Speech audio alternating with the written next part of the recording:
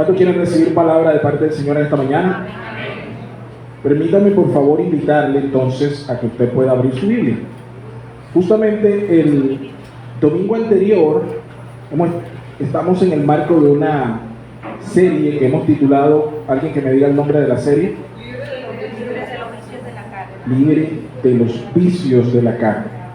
El domingo anterior vimos un ejemplo, o digamos estuvimos haciendo un estudio de caso, como hablan los entendidos. Estuvimos haciendo un estudio de caso de cómo era un mal ejemplo de alguien que parecía justo, parecía fiel, pero que en realidad habían cosas en su corazón que habían minado y que lo tenían atrapado. De ahí aprendíamos que nosotros, como cristianos, no estamos exentos de esas situaciones. Puede ocurrir que tú y yo estemos atrapados en rutinas, en situaciones a las que hemos justificado por el hecho de que nos hicieron daño. Y entonces es que yo estoy enojado, pastor, y no me pida que yo hable con él porque es que me hizo daño. ¿Qué ha pasado? A mí me toca eso toda la semana. Toda la semana. Y yo, amado, amada, mira que tal. No, pastor, es que si usted supiera con la última que me salió. Y agarran ahí, ¿verdad? Entonces somos como ese hijo mayor que teniéndolo todo, teniendo al padre, estando cerca de él, ojo, y repito y reitero, tomamos ¿qué cosa? ¿Qué tomamos? La decisión. Usted y yo decidimos estar atrapados en el fruto de la carne. Es un acto voluntario. A usted no lo atrapan, hermano. Pastor, es que yo estaba bien orando al Señor y de repente se caía el resentimiento. Iba caminando por ahí y dice, ¡ah! ¡Resentimiento! No funciona de esa manera. Entonces el domingo anterior estábamos viendo esa parte. Hoy quiero hacer un contraejemplo. Y vamos a utilizar otra historia, otra narración. Quiero invitarte a que vayamos a otro relato. Rápidamente, por favor. Libro de Génesis, capítulo 45. Usted se va a ubicar allí. Entonces voy a invitarle a ver otro relato. En donde vamos a encontrar a otro hijo. Pastor, ¿qué tiene usted con los hijos? Hombre, aquí todos somos hijos. Así que no hay manera de que no nos identifiquemos. Todos somos hijos. Entonces, el domingo anterior vimos a un hijo mayor que estaba resentido con su padre y con su hermano menor, ¿sí o no? Ok. Hoy vamos a ver a otro hijo. Escúcheme lo que escribía para esta enseñanza. Vamos a ver, o vamos a encontrar el relato de otro hijo, uno al que quisieron cortar las alas, uno al cual quisieron romper y lisiar de por vida, para que no alcanzase su propósito en Dios. Entonces, familia, en esta mañana yo quiero invitar a toda la iglesia que juntos podamos ver un retrato de renuncia y de perdón. Y es inspirador. Por lo menos a mí me inspiró, porque allí sale uno de los versículos que yo tomé muy fuerte para mi vida, cuando también, al igual que en este relato, yo tuve que eventualmente pasar por un proceso similar con mis hermanos, los de carne y sangre, los que fuimos paridos por la misma mamá. Me tocó hacer un proceso de restauración y de reconciliación. Y creo que si no hubiese podido hacer eso, amados, no es que hubiera dejado de ser cristiano, no es que no pudiera criar a mi hijo, no significa que hubiera dejado a mi esposa, a lo mejor hubiese podido seguir predicando, pero iba a estar atado y no iba a estar experimentando la libertad a la cual Cristo nos llamó. Amén. Por eso mi oración en esta mañana y en esta serie que hemos titulado Libre de los vicios de la carne, mi oración como pastor para contigo es que tú puedas disfrutar la libertad, no aquí en la iglesia solamente. A mí me agrada que usted venga aquí, la pase bien, disfrute y sienta la presencia del Señor, que usted se llene de gozo. Como alguna vez escuché, yo llego a la iglesia y pastor, allí yo siento como que me recargo y me parece positivo eso. Está bien, todo eso está bien, pero usted no es una pila a la que la venimos a recargar aquí. La presencia del Señor no es un enchufe en el que usted se conecta eventualmente y sale un giro. No, son 24 horas 7 días a la semana, y cuando el pastor no está predicando, Cristo está predicando en tu corazón. La Escritura nos está conduciendo. Entonces lo que venimos a la iglesia, como dice la Biblia, es que venimos a entrenar nuestras manos para la batalla y nuestros dedos para la guerra. Eso dice el Salmo, no lo invento yo. Yo aquí entreno guerreros, gente que va a salir a pelear allá afuera por su casa, por su familia, por su santidad. por la porción que Dios te ha dado. ¿Estamos de acuerdo con eso? ¿Usted me está siguiendo? Bueno, entonces Génesis capítulo 45, vamos a ver los versículos del 1 al 9. Me interesa que estudiemos esa parte y vamos a ver un retrato de renuncia, porque a nosotros nos cuesta renunciar. ¿Cuántos problemas nos habríamos ahorrado si renunciáramos? Ejemplo, ese día que la esposa te miró, te dijo algo, te ofendiste y sentiste en tu fuero interior, es una palabra muy de mi esposa que hoy la tomo porque me gustó, sentiste en tu fuero interior la noble e ínclita necesidad de poder vindicar tu punto.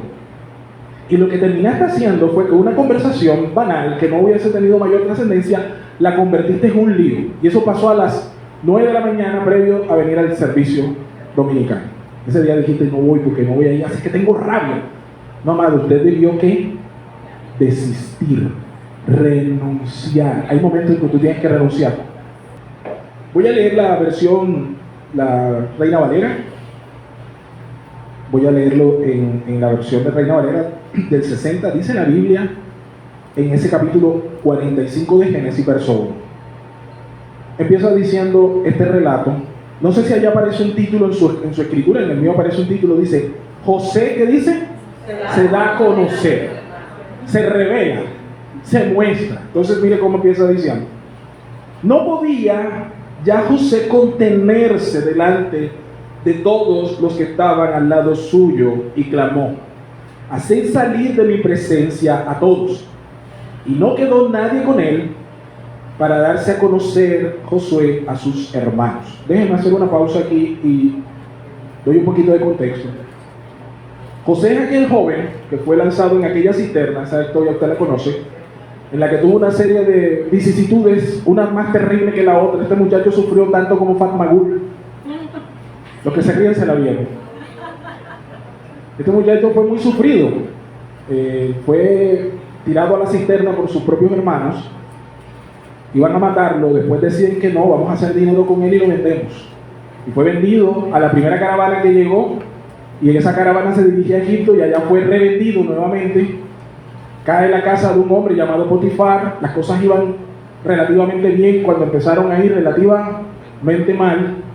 Y entonces su esposa se enamora del muchacho, decide acostarse con él. Él por muchos días resiste como un campeón. Y llega un punto en que esta mujer se desespera y le echa mano. Literalmente va a abusar de él. Así usted en su cabeza no entienda cómo una mujer puede abusar de un hombre. Yo sé que mentalmente eso usted no lo consigue, pero la Biblia lo tiene registrado. Esta mujer le echó mano hasta tal punto que lo quedó desnudo. Imagínense cómo lo agarró. Eres mío, de aquí no te bajo, hoy es el día. Y este muchacho, seguramente por una actividad sobrenatural del Espíritu Santo, se contorsionó y se salió de sus ropas. Un milagro. Y esta mujer lo acusa falsamente de que él lo había intentado acceder a ella, como está pasando hoy día. Y él es lanzado a la cárcel. Entonces, si usted mira su declive emocional, sin embargo, en cada situación que le pasaba, la Biblia nos dice que la buena mano de Dios siempre estaba con él y todo lo que él hacía era prosperado. Era un queso de leche, pero salado. Le iba bien en unas cosas, pero le iba mal en otras. Como se queja usted a veces, porque usted quiere que tener su vida en flowers victory. Usted dice prosperado y en... ¿Cómo es que dicen? Exacto. Y esa vida sí existe, amado, pero no como usted la cree. La vida prosperada y en victoria implica sacrificios, renuncias, entrega, algunos latigazos de camino, algunas cruces cargadas en la espalda. ¿Me está entendiendo? Pero siempre va prosperado y ¿cómo? Y en victoria. Así que este hombre termina en la cárcel. En la cárcel conoce a dos tipos que iban a ser asesinados porque habían sido acusados de ser traidores. Y él logra rescatar la cabeza de un panadero, el uno, y el otro era el copero. Logra salvar la cabeza de uno de ellos cuando le interpreta un sueño. Que le dice además, mira, yo no lo puedo interpretar, pero Dios sí lo puede interpretar. Nunca se tomó el crédito él mismo. Y a pesar de todo lo bueno que le hizo a este hombre y que salió de la cárcel, le dijo ahí, lo único que te pido, vale mía, es que cuando regreses acuérdate de mí y recomienda mi situación. Él le dijo, Eso va, 2 años pasaron para que ese va funcione. Para que vea que usted va a estar orando por cosas que a veces le van a pasar, pero no en el tiempo que usted lo quiere, sino cuando Dios dispone. Todo tiene su tiempo. Y entonces en ese punto ese hombre finalmente, después de muchas vicisitudes, 2 años después, llega ante la presencia de Faraón. Faraón tiene otro sueño, él descifra el sueño, anticipa que va a haber una gran hambruna, que va a haber un periodo de gran abundancia, 7 años, y después que va a haber una gran hambruna por otros 7. Y el faraón se queda tan sorprendido que le dice: mira muchachos, si tú fuiste capaz de interpretar esto, no hay nadie más en este reino que esté capacitado también para que tú administres lo que nos viene encima. Y dice la Biblia que fue promovido hasta tal nivel que solo por encima de su autoridad estaba la de Faraón. Y estando allá, recogió en graneros durante los 7 años de abundancia, y Egipto se convirtió en una potencia tan grande que cuando empezó la escasez de alimento en el mundo conocido de ese entonces, las demás naciones iban a comprar granos allá. Ya él estaba administrando, tenía toda una vida hecha, ya tenía esposa, ya tenía hijos, sin embargo seguía pegado a los principios con los cuales él creció. Y es allí donde aparece este relato. Se aparecieron sus hermanos, los buenos hermanos que él tenía. ¿Cuántos tienen hermanos así en su vida? Cambio la pregunta: ¿cuántos tienen hermanos así en su vida? Ok. Se aparecen a la vida de José, y José reacciona de una manera tal, al principio, emocionalmente hablando, que él no sabe qué hacer, y comienza a quebrantarse porque es un río de emociones. Y entonces aquí aparece en este versículo 45. Durante varios pasajes anteriores, José comienza a entrar en un juego pernicioso porque tenía una serie de emociones encontradas. Por un lado, entendía que debía darle a estos hombres una nueva oportunidad, pero por el otro estaba carcomido por todo lo que le había tocado pasar. Así aparece entonces ahora sí nuestro relato en el capítulo 45. Siga conmigo la lectura, verso 2. Después de que salieron todos de aquella sala, verso 2 dice: entonces se dio a llorar a gritos, y oyeron los egipcios, y oyó también la casa de Faraón. ¡Wow! ¿Quiénes oyeron? Todos los que estaban allí. Verso 3. Y dijo José a sus hermanos: yo soy José, ¿vive aún mi padre? Y sus hermanos no pudieron responderle porque estaban turbados delante de él. Entonces dijo José a sus hermanos: acercaos a mí. Y ellos se acercaron, y él les dijo: yo soy José, vuestro hermano, el que vendisteis a Egipto. Ahora pues, no os entristezcáis, ni os pese de haberme vendido acá, porque para preservación de vida me envió Dios delante de vosotros. Verso 7, adelante un poquito. Y sigue diciendo José, y Dios me envió delante de vosotros para preservaros posteridad sobre la tierra, y para daros vida por medio de gran liberación. Así pues, no me enviasteis acá vosotros, sino que Dios. Verso 9. Daos prisa, id a mi padre y decidle: así dice tu hijo José, Dios me ha puesto por señor de todo Egipto, ven a mí y no te detengas. Dios bendiga su palabra. Hay algunas cosas, gracias hija. Hay algunas cosas que en esta mañana quisiera resaltar, porque necesitamos, familia, sacar esa mentalidad del hijo mayor, del hermano del hijo pródigo. No podemos seguir nosotros abrazando situaciones que claramente el Señor hace rato nos ha dicho que no son así. Miren, creo que todos aquí en esta sala tenemos situaciones difíciles con ciertas personas, líos que no están del todo resueltos, ciclos que no hemos cerrado del todo, ya sea por temor, por miedo a que nos lastimen de nuevo, y hemos decidido, ojo que todos son decisiones, hemos decidido darle ¿qué cosa? Y aunque usted no lo vea, y usted haya cogido camino, y usted haya cogido vuelo, y hoy usted, gracias a Dios, no tenga en carne viva todas esas cosas que le hicieron sufrir, yo quiero decirle que esas cosas están vivas ahí. Dile a la persona que está a tu lado: la cosa está viva. La cosa está viva ahí. Y esas cosas no te dejan andar. Y aunque usted quiera, amado, y lo intente, Dios eventualmente va a poner situaciones para que usted pueda cumplir el propósito por el cual Él le ha enviado a este mundo. Y entre las cosas que Dios nos envía es a predicar la palabra, a declarar las buenas nuevas y a modelar el carácter de Cristo. Y es imposible hacer eso si usted tiene guardado debajo de la alfombra. Es imposible hacer eso si usted, por mucho que sea un célebre ministro o ministra y actúe muy bien dentro de la iglesia, no se ha encargado de ciertas situaciones que debe hacer. Entonces, lo primero que quiero compartir en el versículo 1 y 2, voy a leerlo, es el primer punto de esta mañana. Dice la Biblia: no podía ya José contenerse delante de todos los que estaban al lado suyo. Y la respuesta fue: clamó. El perdón es doloroso, pero libera. Punto 1. El dolor no es una excusa. El perdón es doloroso. No es fácil. Lo que yo planeo expresar los próximos minutos, no lo estoy diciendo desde la comodidad de alguien que no tiene ningún tipo de situación por qué resolver. Todo lo contrario, lo digo desde la posición de alguien que, al igual que tú, ha vivido afrentas y le ha costado tener que poner la cara a seres queridos que me han hecho daño. Y que podría simplemente echar tierra de por medio y hacer esto. Y no pasaría nada, aparentemente. Mire con atención. El perdón es doloroso, pero libera. Amén. Dice la Biblia: entonces José no pudo contenerse delante de todos los que estaban a su lado. El llanto de José era tan penetrante que incluso los egipcios y la casa de Faraón no podían oírlo. Podían oírlo.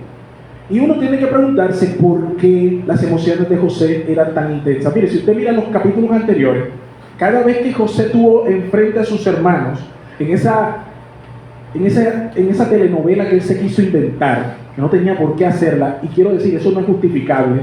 Nada del teatro que él puso, de la copa, que les dio el dinero, que los trajo, eso no era necesario. Y no romantice eso, porque eso no está bien. Y vamos a ver por qué.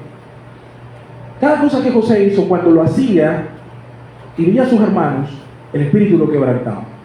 Posiblemente, desde que fue echado a la cisterna hasta este momento, cuando está frente a frente con sus hermanos, habrían pasado al menos 22 años.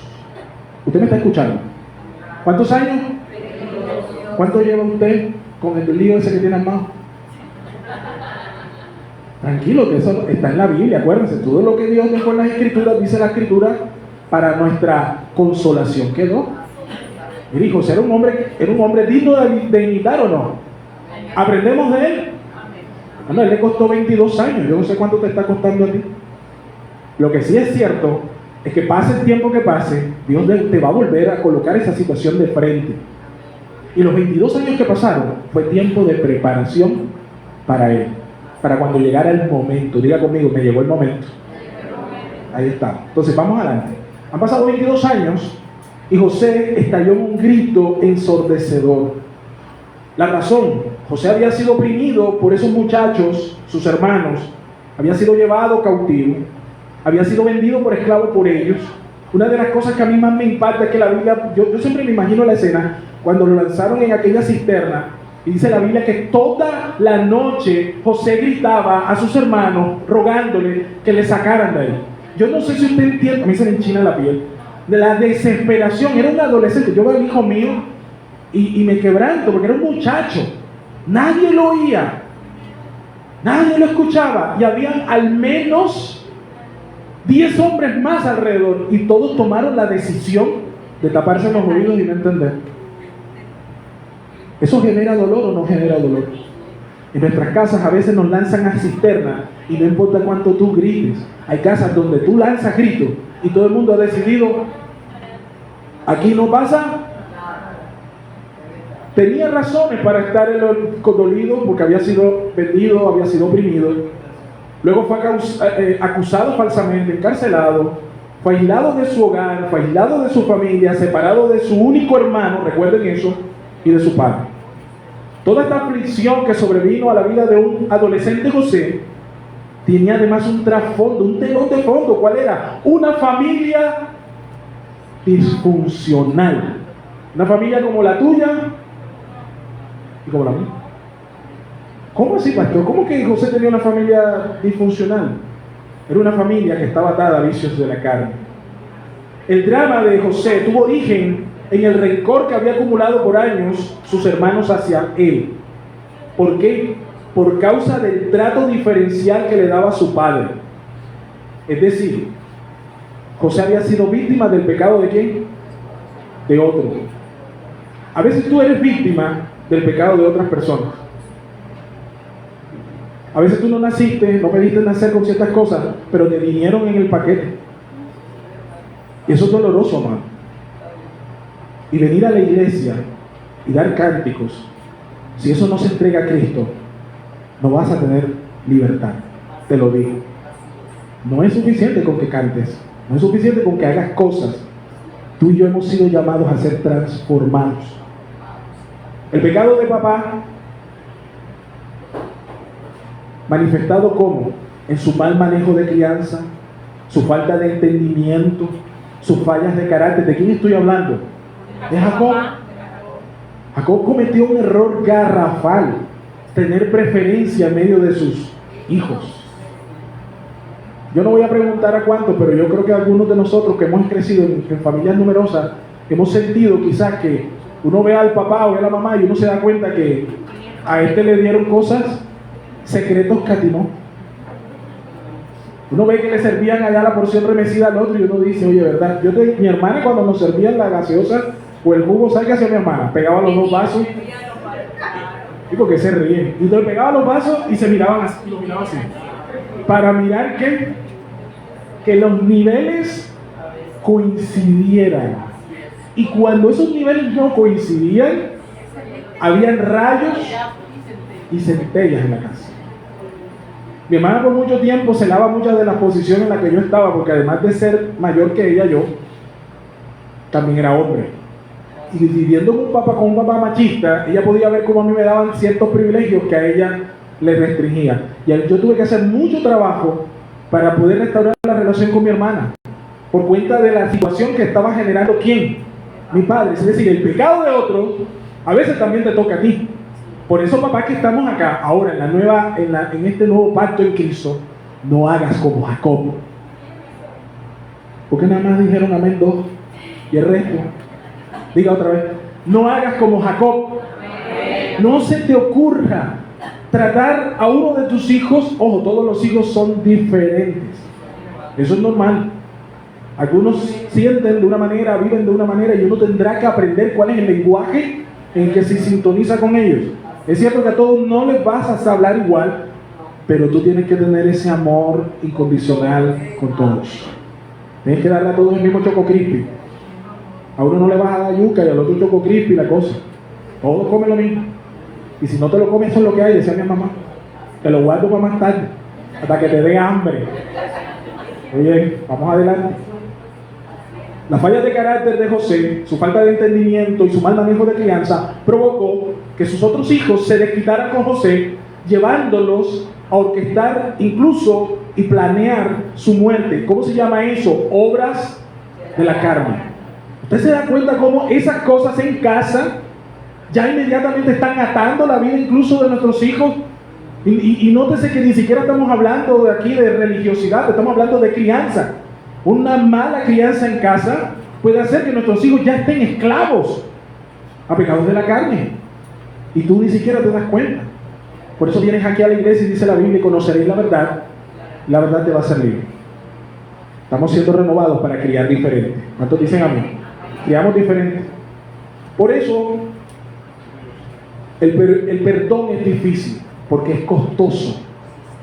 ¿Qué implica, pastor? Perdonar implica renunciar al derecho de una justa compensación. Muchas de las cosas que impiden que nosotros perdonemos es cuando le decimos, es que, pastor, si usted supiera lo que él me hizo, así con énfasis, me hizo, con un cierto grisado, si usted supiera lo que él me hizo, no, amado, amada, yo sé que hay dolor, pero usted tiene que decidir dejar al Señor. Usted tiene que renunciar. Si usted no renuncia, no importa cuántos versículos lea, no importa cuántos versículos sea capaz de memorizar o de decir, si usted no deja atrás va a estar esclavo, amado. Por eso él lloraba, porque perdonar es difícil, porque es un acto costoso. A Cristo le implicó la vida. Para que tú y yo fuésemos perdonados, Cristo tuvo que morir. Imagínate. Tu perdón, mi libertad, nuestra sanidad significó la muerte de Él en el madero. Amén. Por eso Él desde el madero, cuando estaba siendo arrasado, molido, dice, por nuestras transgresiones, Él desde allá, no acá cuando resucitó, no, clavado en el madero, dijo, Padre, no le tengas en cuenta este pecado. ¿Cómo se llama eso? ¿Qué le decían que él estaban los que estaban así? Si tú eres el Hijo de Dios, bájate y manda ángeles a que acaben esta chusma. Señor, no le tengan en cuenta este pecado porque tampoco saben lo que es. Wow.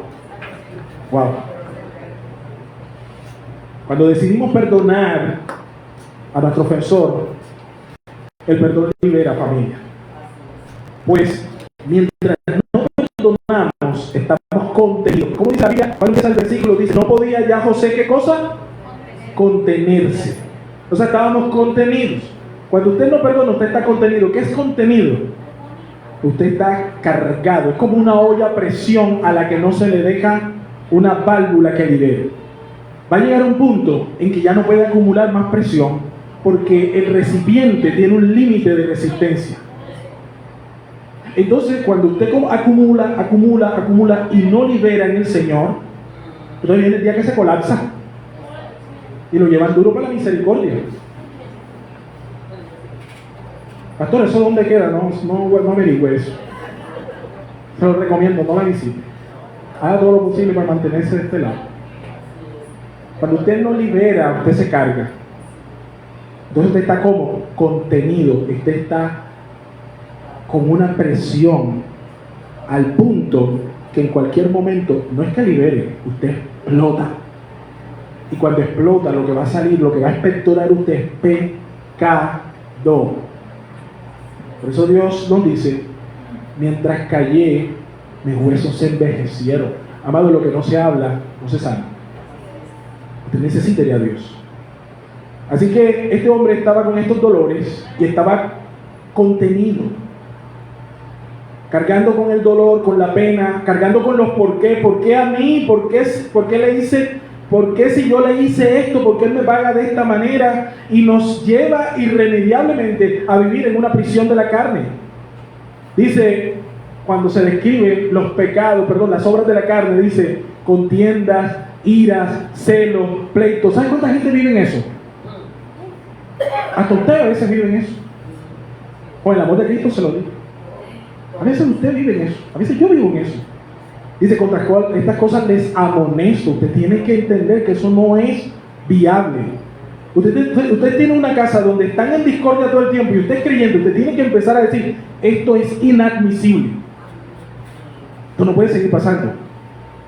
Alguien tiene que traer la presencia del Señor a ese hogar. Y es usted.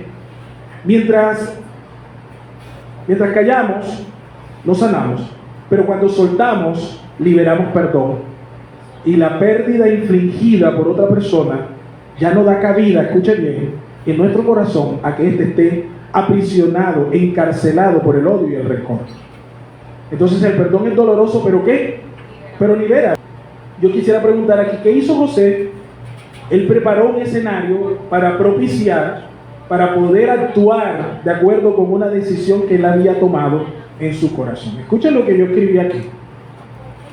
Familia, es una cuestión práctica. Si usted no prepara y dispone un espacio para propiciar el perdón, simplemente no va a suceder. ¿Cómo así, pastor? Lo explico. Como pastor, cuando estoy dando consejería, estoy animando muchas veces a la persona a restaurar alguna relación, bien sea con su cónyuge, o algún familiar, o algún hermano en la fe, o algún vecino, etc. Yo me suelo encontrar con esta misma excusa. Eso es un copy-paste. Créanme que cuando yo estoy haciendo consejería a la persona que me está hablando, cree que se le ocurrió allí. No, eso es una respuesta diabólica histórica. Cuando yo vengo y pregunto, ven acá, ya hablaste con, punto suspensivo, ponga el nombre de él. La respuesta, pastor, es que no he encontrado el momento. A usted también la dice. A usted también la echa, ¿verdad? Pastor, es que no he encontrado el momento oportuno, no he encontrado el momento especial. Oh, gloria. Y yo te voy a decir una cosa, mi amado, ese momento nunca va a llegar. No es de tiempo, no es de lugar, es de decisión y de intención. Usted se puede demorar toda una vida y nunca va a encontrar el momento oportuno para hablar con su cónyuge. De ciertos asuntos, mire, hay asuntos que son difíciles de hablar. Hay momentos en que uno no quiere tener ciertas situaciones ni quiere tener ciertas conversaciones. Pero amado, todo lo puedo en Cristo que me fortalece. Use ese versículo también en esos momentos. Deje la cobardía, de ese cobarde y hable. Lo que hizo José aquí fue que sacó a la gente. Ese no era el momento, aparentemente. Lo hizo para que se diera el espacio, porque esa era una decisión que ya él había tomado en su corazón antes. Escúchame. Tú a veces llevas años escuchando a Dios que te está hablando, que tienes que perdonar, que tienes que hacer esto y aquello con X o con Y, y ya tú lo sabes, te lo dijeron el año pasado, te lo dijeron el año antes pasado, lo viste en televisión, te lo dijo Prol, te lo dijo Sugel, te lo dijo el difunto MacArthur, te lo dijo este que no lo conoce ni en su casa. Dios te está hablando, ¿y cuántos años más? Estás esperando una cosa que no va a ocurrir. Levántate y lo que vayas a hacer, hazlo pronto. Hazlo, amado.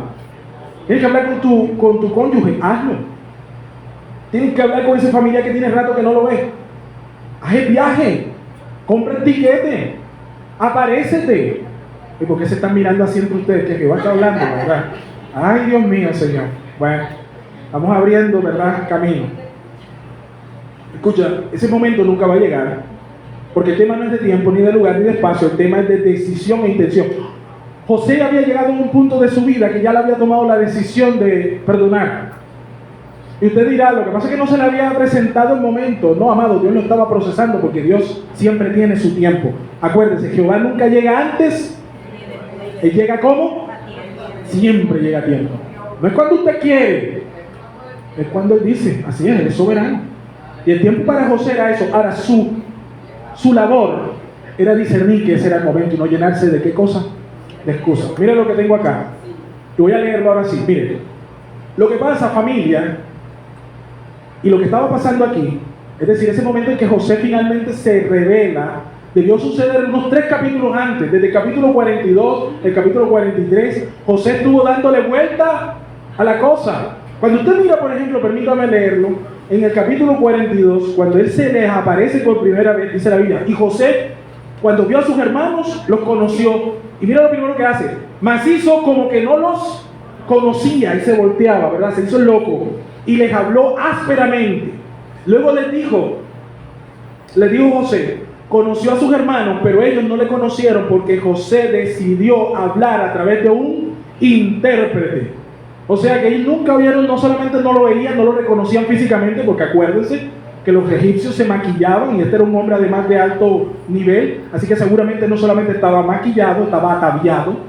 Físicamente ya no era el peladito que habían metido de 13, 14 años a la cisterna, era ya un hombre, y para colmo no hablaba, sino que hablaba en egipcio y había un tipo que les estaba traduciendo. ¿Qué estamos viendo aquí? Un hombre que estaba poniendo ¿qué cosa? Barreras, distanciándose, simulando. Eso no está bien. Y así hizo en el capítulo 42 y siguió, luego dice la Biblia, y les hablaba más ásperamente, y ahí se inventó el cuento de la copa, y después se inventó el cuento de que le trajeran al menor. ¿Qué es eso, papi? Está dando vuelta.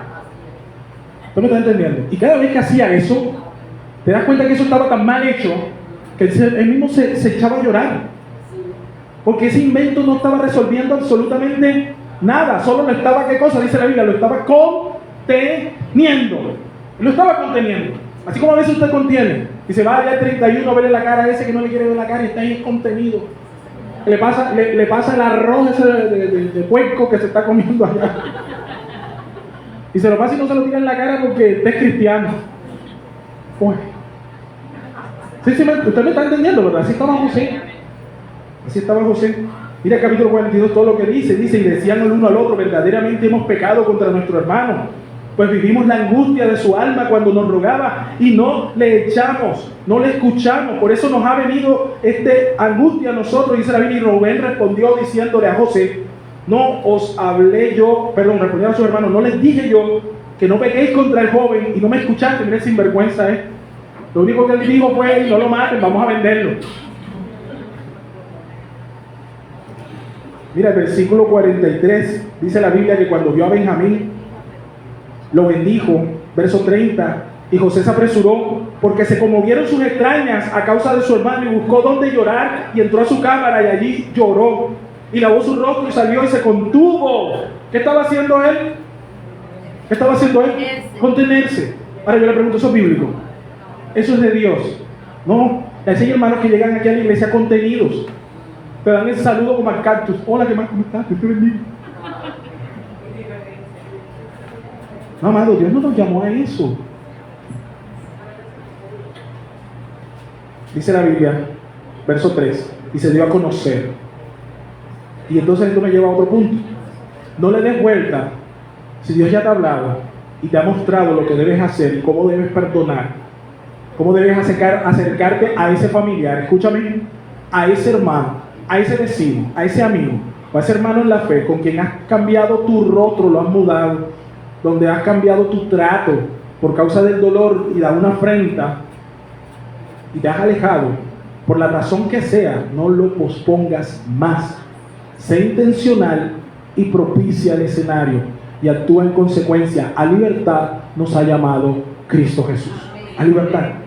No estés contripado. Número 3. Entonces, ¿cuáles son los números? Número 1, voy aquí y digo, vamos a hacer un recorder y por si acaso me perdí algún punto. El perdón es doloroso, pero libera. El punto 2, el perdón se propicia. El perdón se propicia. Eso no es algo que va a surgir, usted lo tiene que propiciar. Número 3, el perdón debe ser siempre desinteresado. Verso 3 que dice, y dijo a sus hermanos, yo soy José, viva aún mi padre, y sus hermanos no pudieron responder. En lugar de centrarse en sí mismo o difundir la injusticia que había sufrido, como hace mucha gente, ven acá, yo quiero hablar contigo porque yo quiero estar en paz, y se sienta uno y recibe una monadera.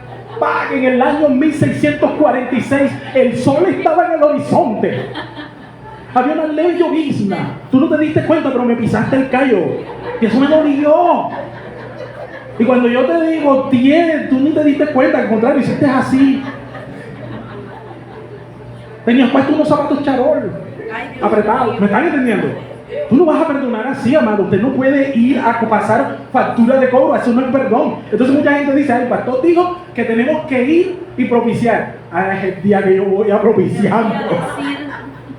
De verdad que no funciona así. José no se centró en sí mismo. No quiso seguir reviviendo la injusticia que había sufrido. Más bien José expresó una genuina preocupación, en este caso por su padre. A él le importaba saber cómo estaba este hombre que no veía hace más de 22 años. Hermanos, es una propiciar un espacio de tal manera que haya restauración.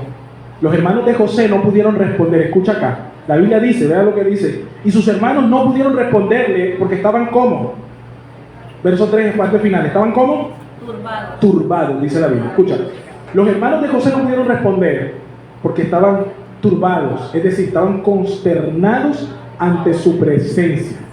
Mírame, no esperes que tu interlocutor responda según tus expectativas. Ese es otro problema cuando estamos hablando por el perdón. Pastor, yo hice como usted me dijo y me fue peor. Porque yo le estaba diciendo a mi papá que lo perdonaba y mira con la que me salió. Pero ven acá, yo no te mandé a que tú fueras a rehabilitar a tu papá. ¿Usted me está entendiendo? Entonces tú llevas unas expectativas a la hora de perdonar, y si esa persona no cumple esa expectativa y esa película con la que usted se imaginó así, que te abrazaba, padres e hijos, no vean más, y el abrazo y salía la musiquita con el piano y entonces sí, todo color de rosa, no va a ocurrir así. Miren, José estaba tan en otro plano espiritual, emocional, que cuando él salió así, tan renovado, que no echó en cara su sufrimiento, que les abrió su corazón, que les mostró genuina preocupación por su papá, estos tipos estaban tan en otra dimensión que simplemente no sabían qué responder. Hay familiares a los que tú vas a ir, amigos, hermanos, gente que no está en tu dimensión, y cuando tú les hables, es probable que también les pase lo que les pasó a ellos. Van a quedar turbados, porque ellos saben lo que te hicieron. Y ellos no van a entender por qué tú los estás perdonando, porque ese no es el lenguaje del mundo. ¿Me está entendiendo? Y como ese no es un lenguaje que ellos hablan, tampoco pueden, ¿cómo? Responder. Entonces, ¿eso qué significa, pastor? Que no perdono. Presta atención, escucha. Todo el tiempo lo había escuchado, era la interlocución de un traductor. O sea, ¿se imaginan el impacto cuando ese tipo habló en claro hebreo costeñizado? ¿Se imagina eso, ese impacto que además le reconocieron la voz? Porque tú puedes crecer y todo lo que tú quieras, pero tú sabes cuando es sangre de tu sangre. Olvídate de ese tanque. Imagínate que lo daban por muerto. Creían que el tipo estaba, quién sabe ya, vendido, metido en una fosa común. Y de repente les habla en claro hebreo en su idioma. Y además les dice, mira, yo soy José, tranquilo. Yo lo único que quiero saber es cómo está mi papá. ¿Cómo le iban a responder? ¿Con qué cara? Si tienes un poquito de vergüenza, te quedas callado mejor. ¿Usted me está entendiendo, verdad? Tú no puedes ir según tus expectativas. A veces la gente no está preparada a cómo responder a esos escenarios, porque nunca antes lo han vivido.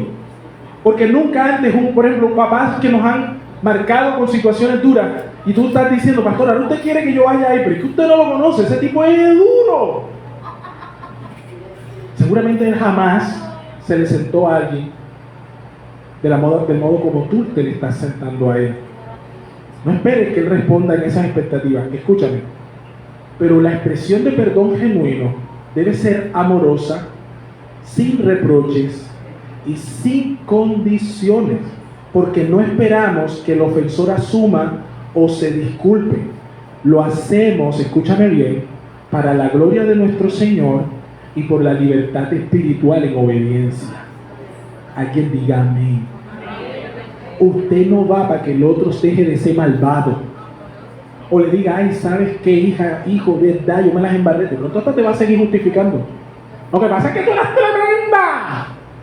Ahora que me vas a pedir perdón. ¿Me está comprendiendo? Y yo, no, mamá, yo no vine a pedirte perdón, yo te estoy liberando perdón. No, tú me estás pidiendo perdón. ¿Te acuerdas aquella vez que te fuiste sola? ¿Me entienden? Los papás a veces son así. Y usted puede decir, hombre, me las embarré, ¿para qué hice esto? Mejor me hubiese quedado 22 años más sin hacer esta vuelta, ¿verdad? ¿Para qué? Deje así. Ya yo sabía que se iba a poner de esta manera. Amado, usted no lo hace para que el ofensor asuma, se disculpe en tu cambio. Usted lo hace primero para la gloria del Señor, porque Dios lo pide. Señor, perdona nuestras ofensas como también nosotros perdonamos a los que nos ofenden. Fin de la cita, llega Jesús y hace un colorario. Y yo les digo que si ustedes no perdonan a los que los ofenden, mi Padre que está en los cielos tampoco los va a perdonar. Lo dice. Es libertad espiritual, es obediencia a nuestro Señor. Ahora, por su misericordia puede ocurrir que haya restauración, pero no es el punto primario. Puede ocurrir que haya restauración. En este caso la hubo, pero puede ocurrir que no. Pero el ciclo se cierra para usted. Y usted puede seguir hacia adelante. No va a estar esclavo. ¿Cuántos van a comprar tiquetes para ir a arreglar chicos por allá? Habla Jehová que tu pueblo escucha. Punto 4. Perdón minuto también libertad al ofensor. Mira el versículo 4 y 5 lo que dice. Entonces José dijo a sus hermanos. Le dijo él, acercaos ahora a mí.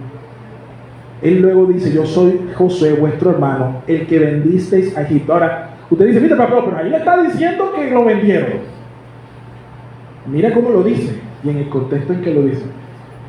Realmente él no les está reprochando, él solamente les está revelando una verdad que no conocía a nadie, porque cuando esos sinvergüenzas hicieron lo que hicieron, le echaron embuste al papá, se pusieron de acuerdo ellos en el embuste y ese cuento no lo sabía nadie, solamente ellos, los implicados, y ¿quién más? La víctima. Así que para que ellos no tuvieran duda de que él era él, le dijo, yo soy José, coma. ¿Se acuerdan del peladito que vendieron?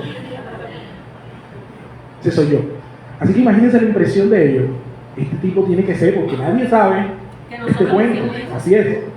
Entonces, el perdón ministra libertad al ofensor. Y luego en versículo 5 dice, ahora pues, no os entristezcáis, ni pese el haberme vendido acá. Escuchen, a pesar de las malas intenciones de sus hermanos, José reconoció que todo estaba orquestado por la mano de Dios. ¿Cuántos saben que Dios es soberano? Él obra todas las cosas con un propósito. José reconoció dos propósitos. El primero, que Dios lo había levantado para que el hambre que se avecinaba no destruyese a toda esa región. Ese fue el primer propósito. Y el segundo, que él entendió, era además que Dios lo iba a usar a él particularmente para cuidar de su familia, que de otra manera se habrían muerto por la hambruna que se venía. Si José no llega a donde llegó y actúa como actuó, esa familia se acaba. Ahora escúcheme. Hay momentos en que Dios te está pidiendo que tú renuncies a cosas, a derechos legítimos de vindicación.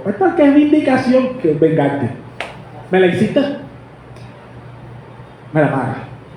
Que tienes la plata y el otro está ahí renqueando y siempre te ha cogido plata y tú y tienes la oportunidad. Amado, así como le daría la plata a un hermano cristiano que usted lo siente, hágalo en disciplina con ese hermano, con ese familiar, si está en su posibilidad de ayudar. Que no sea el rencor el obstáculo, porque ahí no vamos a crecer. ¿Me está entendiendo? A libertad hemos sido ¿qué? Llamados. O sea, le digo, miren, ¿saben qué? No se preocupen. Me gusta cómo le dice, no se entristezca. Él se anticipa porque él sabe que ellos le hicieron tanto daño y actuaron tan mal que si él no toma la iniciativa de devolverlos al sitio del cual ellos voluntariamente decidieron rehusar, porque ellos rehusaron de la hermandad con él. Ellos fueron los que decidieron no tener más hermanos. ¿Usted me está entendiendo, verdad? Pero fue él, en su posición de sanidad en Cristo, que toma la decisión de volverlos a tratar como quienes, como los hermanos que ellos habían dejado de ser. La decisión nunca es del ofensor. Siempre la libertad la tienes tú, porque tú eres el que ha sido llamado a restaurar. Usted tiene la llave, hermano. Es que ya estoy prisionero porque me hicieron. Olvídate de ese tango, porque Cristo ya murió por eso. Usted ha sido libre, hermano. Usted es libre para perdonar, para amar, para dar oportunidades. El Dios que usted tiene es un Dios de oportunidades. Dice, porque su misericordia es grande sobre la tierra. Dios no se cansa de perdonar, dice lento para la ira, grande misericordia. Así que ese Dios que prepara misericordia nueva cada mañana y que lo ha amado con amor eterno desde antes de la fundación de este mundo, le da el suficiente amor para volver a empezar con ese sinvergüenza, con esa sinvergüenza y con eso que hicieron daño con usted. ¿Lo puede hacer? Yo no sería quien soy, la clase de pastor que soy, la clase de ministro, la clase de esposo, la clase de padre, la clase de amigo que soy, si no hubiese vivido todas las cosas, incluyendo las que no me gustaron, las malas. Hay terrenos por los cuales pedregosos, por los cuales el Señor te permite ir, porque muchos pueblos de Él va a llegar por esa senda también. Hay momentos en que usted va a vivir situaciones duras que van a ser luego las calles tapizadas, pavimentadas, para las cuales van a correr otros. Porque nada más dijeron dos amén. Hay cosas que usted está viviendo que no las va a vivir sus hijos, pero era necesario que usted las viviera para que ellos no las vivan. ¿Comprende, verdad? Hay momentos en los cuales nosotros tenemos que entender que Dios está obrando porque hay un propósito mayor. A veces yo no entiendo. Cuando nos enfrentamos a la pérdida de un ser querido, a una enfermedad terrible, muchas veces tratamos de buscar explicaciones humanas y terrenales, pero a veces tenemos que descansar en que esta situación difícil es una breve situación pasajera. Pastor, ¿pero qué me duró toda la vida? Breve y pasajera. Pastor, es que no aguanto. Breve y pasajera. Pero ¿cómo así, pastor? Si esto es toda la vida, pero toda la vida no es toda la eternidad, amado. Amén. A esa no la veo venir. Usted a veces quiere creer que todo es aquí, no, hay cosas que fueron reservadas ¿para cuándo? A usted en los cielos, en la eternidad. Usted tiene que acordarse de que usted no es para siempre. El título que aparece aquí en el capítulo 50, verso 15, ¿cuál es el título que le aparece a usted en su Biblia? ¿Muerte de quién? De José. Míreme acá. Verso 15 dice: viendo los hermanos de José que su padre era muerto, ¿qué le había pasado a Jacob? Se murió. Lo natural, se murió. Dice que murió el papá. Y los hermanos de José tienen este pensamiento. Escucha el pensamiento que surge después de la muerte del padre. Estos son años después de este encuentro que tenemos aquí en el capítulo 45. Años después. Dice la Biblia que los hermanos dicen: quizás nos aborrecerá ¿quién? Y nos dará el pago de todo el mal que le hicimos. ¿Cuándo lo están diciendo? Años después. Usted se da cuenta que esto se revivió en el corazón de ¿quiénes? De ellos. Entonces un día usted hace las paces con ese o con esa o con ese familiar o lo que sea. Y usted lo hizo. Y usted está tranquilo, pero usted no sabe cómo está el otro. Y lo que aquí la Biblia nos revela es que a veces el otro revive su problema. Su problema suyo que él. Me gusta que están en sintonía. Verso 17. Entonces aquí hay una encomienda que hace el padre antes de morir. Verso 17 dice: así diréis a José. Ellos van a decirle: José, te ruego, dice tu padre, te manda a decir mi papá, que te ruega que perdones ahora la maldad de tus hermanos y su pecado, porque mal te trataron. Por tanto ahora te rogamos que perdones la maldad de los siervos del Dios de tu padre. ¿Y qué dice la Biblia? ¿Qué hizo José? Lloró mientras que. Y verso 19 dice: y le respondió José: no teman, ¿acaso estoy yo en lugar de Dios? Vosotros pensasteis mal contra mí. Fíjate que está hablando en tono ¿qué? Pasado. Vosotros pensasteis hacer mal contra mí, mas Dios lo encaminó a bien para mantener en vida a mucho pueblo. Verso 21. Ahora pues, no tengáis miedo, yo los voy a sustentar a ustedes y a sus hijos. Y dice la Biblia: así los consoló y les habló ¿a dónde? Al corazón. Amado, perdonar es un proceso. Eso no es una sentada, como usted cree. Es que ya yo me senté, yo hablé con él, que yo no entiendo, pastor, si ya yo hablé, si no está hablado. ¿Cuántas veces le tengo que todas las que se necesitan? Pedro tuvo esa idea, fantástica. Le dijo: Señor, ¿hasta cuánto debemos perdonar? Y él les anticipa con un número. ¿Se acuerdan del número que le da? Hasta 7. ¿Y qué le dice el Señor? Pedro, está corto, mi hermano. Eso multiplícalo. En otras palabras, perdonar es un proceso que va a tomar tiempo y va a requerir disposición continua. Hay situaciones en nuestras vidas, hermanos, hablando por ejemplo de las relaciones más profundas con la de los cónyuges, por ejemplo. Hay situaciones en las que perdonar va a tomar un tiempo porque es una situación compleja que va a ser puesta a prueba día a día. Por tanto, vamos a tener que perdonar todos los días, hasta por la misma cosa. ¿Hasta cuándo, pastor? Hasta que todo se restaure. Hasta cuando Dios restaure. Es un proceso, no es una sentada. No es que voy a donde el pastor, le pongo la queja: mira, pastor, lo que hizo fulana. Aquí te pongo la queja. Dale las 2 de Corintios y una de Filipenses. Es que a veces vienen con esa idea acá. Creen que yo lo coge 2 de Corintios y una de Filipenses, y váyase y si los síntomas persisten, vuelva a la próxima semana. No funciona de esa manera. Él va a tener que morir todos los días. Y ese día que él vea la de Corintios y la de Filipenses, se va a tener que acordar de que no es suficiente con que Corintios lo diga y Filipenses lo ratifique. Usted lo va a tener que morir. Y usted va a tener que tomar esa palabra para vivir. ¿Aquí me está comprendiendo? Y la persona que está bajo el agravio tendrán que entender que la persona se equivocó y ha sido llamada a perdonar, y probablemente le va a tocar volver a perdonar más adelante, porque es un proceso continuo. Pastor, ¿y hasta cuándo yo tengo que aguantarme eso?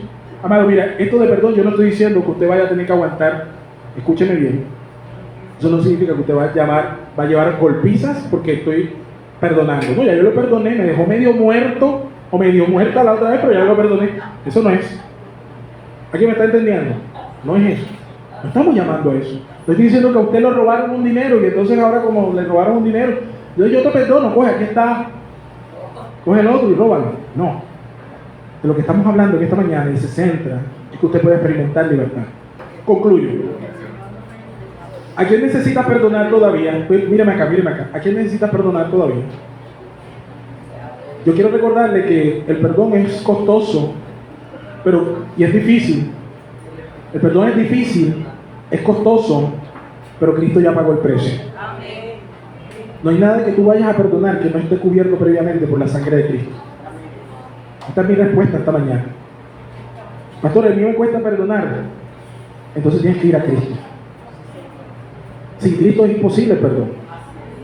No le dije que vaya a la iglesia, no le dije que saque cita con el pastor, aunque debe hacerlo, ¿no? A lo que digo es que el pastor le va a decir, vaya a Cristo. Eso es lo que le voy a decir yo, así que ahórrese esa cita. Vaya a Cristo, renuncie a usted mismo. Es momento donde usted tiene que echar el orgullo para otro lado, por restaurar. ¿A quién necesita perdonar todavía? Dice la Biblia en Efesios 4:32, sean bondadosos unos con otros, misericordiosos, perdonándose unos a otros, como Dios los perdonó a ustedes en Cristo Jesús. Ponte de pie, vamos a orar.